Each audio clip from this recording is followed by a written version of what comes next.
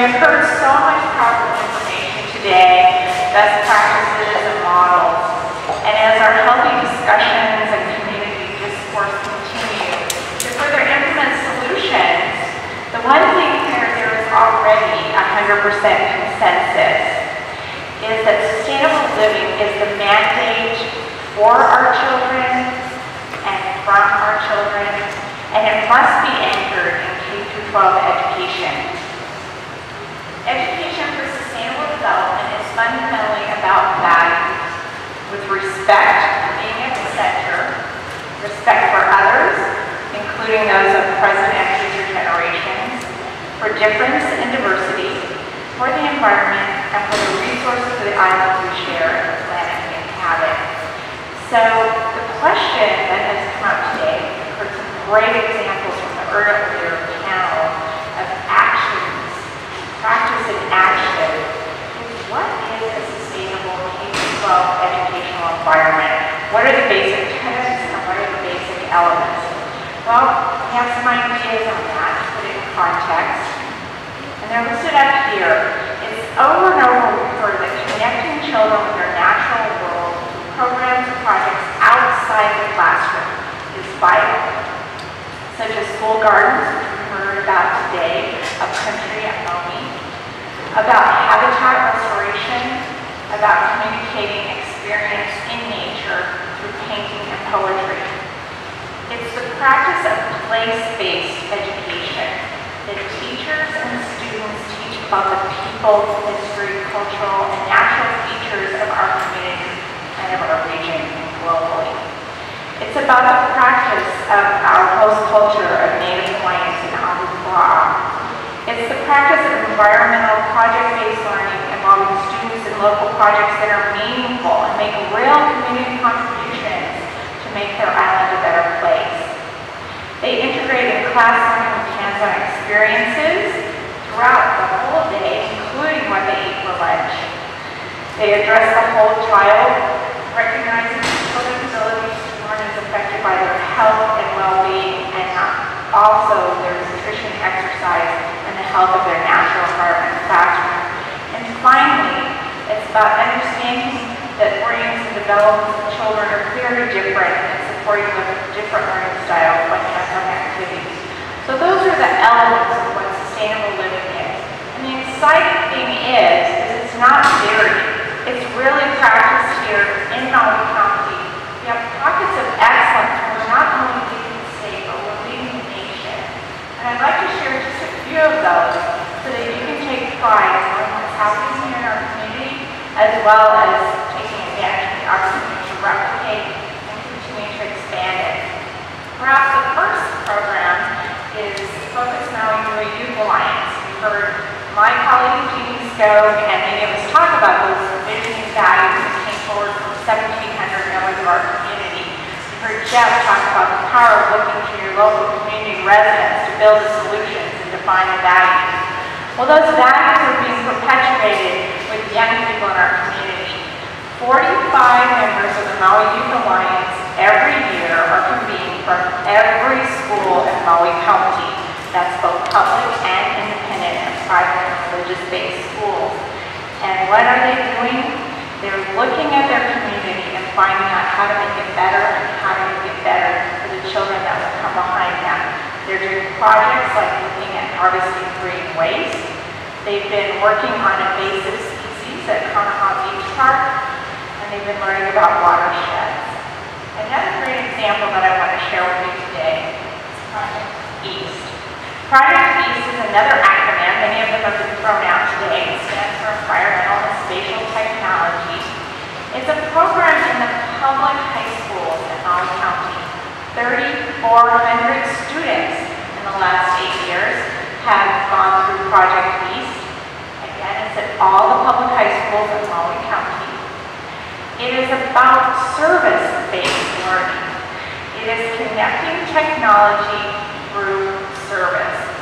What it does is it's a self-directed course that allows students to go into their community and find a problem that interests them, that resonates with them, that they want to make a difference.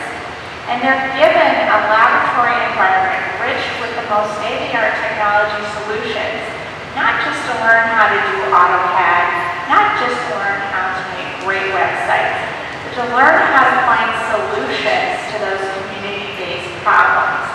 And I'll let you guess how many of those projects have to do with improving the environment, sustainable living, renewable energy. You want to take a guess? About 85% of those projects. So as you can see, our young people want to make a difference, and they're connecting technology with real-world solutions. It's led by a facilitator, so the students are self-directed. They self-teach, peer-teach. So what is this doing? This is creating critical thinkers for our future. Another way that we're making a difference in our community is connecting culture with science. The infusion of the great cultural history, not only of our host culture, but of other multicultures that have graced our island and made us the beautiful, unique place that we are the grounds for science and sustainability. For example, project-based learning. I'm very pleased to highlight a partnership with industry and public education. And that's one of the companies located at the Maui Research and Technology Park called Akimeka. It's an IT solutions company. Two of its project managers are here in the room today, so I hope you have a chance that you've either talked to them over the last 2 days, or you'll take their cards and talk to them soon in the future. Ellen Federoff is in the back, and Kelly Ledford is up here. They have dedicated resources to education and outreach. That's right. They're not only paying the bottom line and growing as a company fiscally leaps and bounds, and they've gone from a company of about 2 to over 50. They're also investing in education.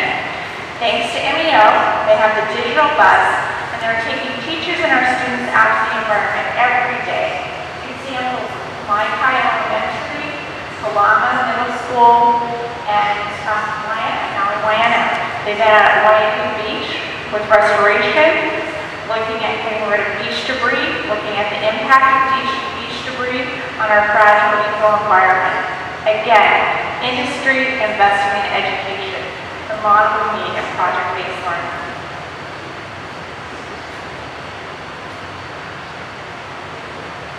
The last thing I wanted to talk to you about is not only a sustainable living about imbuing values in our young people about our future, but it's also helping build the capacity of math and science in our county, in our state, and in our nation. We heard many people talk about the fact that it was President Kennedy in the late 50s and early 60s who inspired a whole generation of baby boomer engineers to go into that field because of the 10-year challenge for the U.S. to go to the moon, to beat the Russians. I think we have a few of those engineers that are hanging out here today. They have some gray hair and they're kind of just like me, Stuart, the baby booming engineers. I think most of you know that we did not connect Generation X and Generation Y with engineering, physics, and the innovation careers. Why? Maybe they didn't find purpose. Maybe they didn't find a sense of urgency. But the exciting thing is the millennium generation is excited by engineering. And why? That sense of urgency is coming from the desire to be energy independent, to find renewable energy solutions, and to build sustainability solutions. So for the millennials, we're at a tipping point. We have a great example in the room. There's a young woman I know who's in her almost senior year in engineering. And what engineering discipline are you in, Carol? Environmental engineering. I rest my case.